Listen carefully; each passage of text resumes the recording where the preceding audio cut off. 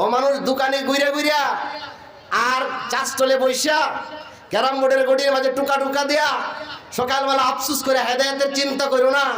এক ধরনের হেদায়েত আল্লাহ তোমার হাতে দিয়েছে, ইচ্ছা করলেই তুমি গ্রহণ করতে পারো, ইচ্ছা করলেই প্রত্যাবর্তন করো। কারণ man is the maker of his own fate, তোমার এই তকদির পরিবর্তন করার স্রষ্টা তুমি নিজে, ঠিক কিনা বলেন? এটা তো রহমতের বাগান, জান্নাতের একটা বাগান। যাই হোক মুআজ্জাজ মুহতারাম, বক্তব্য কি দিব কোনো বিষয় নিয়ে আমি আসি নাই।